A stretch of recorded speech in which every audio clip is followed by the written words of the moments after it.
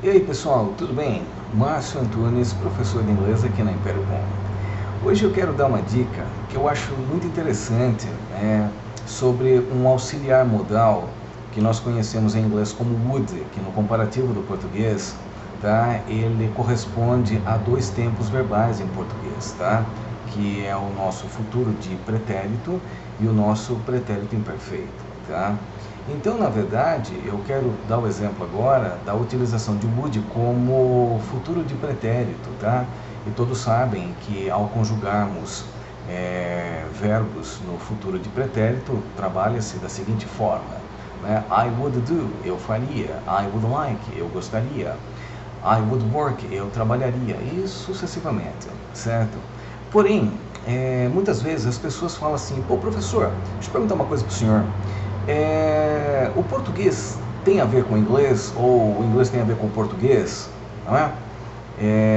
Existe alguma diferença, não é?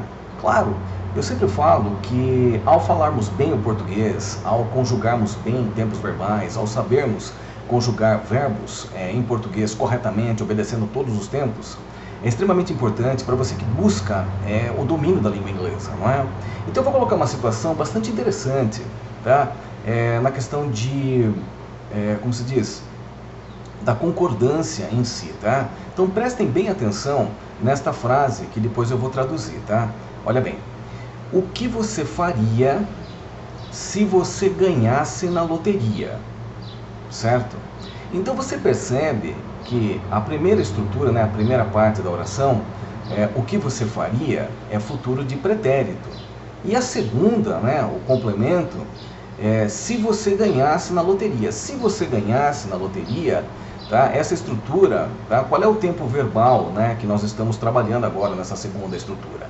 Que é o nosso pretérito imperfeito do subjuntivo. Percebe? Agora, se você pega esta frase em português, aí você vai traduzi-la para o inglês. Então, em inglês ficaria da seguinte forma: What would you do if you won in the lottery? Então você percebe que ao conjugar o verbo em português corretamente, em inglês fica muito fácil de você poder verter. Fica muito fácil, entendeu? Por isso que eu venho frisando há anos a questão de que ao sabermos conjugar tempos verbais em português, adquire-se fluência em inglês muito rápido, certo? Você adquire fluência tanto na escrita quanto na fala. Agora vamos dar um outro exemplo que eu acho muito interessante, tá? Que é assim, ó, agora eu vou mudar a forma de trabalhar, tá? Então é assim, ó, o que você teria feito se você tivesse ganhado na loteria? Então agora você percebe que agora eu mudei a estrutura, entendeu? Então vamos trabalhar essa estrutura agora em inglês, tá? What would you have done if you had won in the lottery? Percebe? Então, você concorda comigo que quando você altera a estrutura no português, automaticamente você aprende a estrutura do inglês para se fazer entendido na língua que os americanos não entendem. Então é como se você pegasse o português e falasse o inglês que o americano entende, ou seja, o português que o americano entende. É muito interessante isso.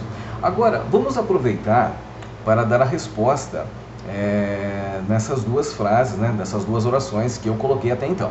Então veja bem, quando você fala assim, ó, What would you do if you won in the lottery? Certamente você responderia assim, ó, I would buy a house.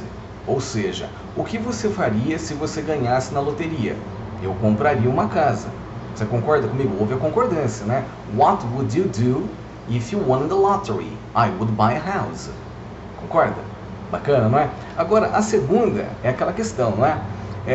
What would you have done if you had won in the lottery?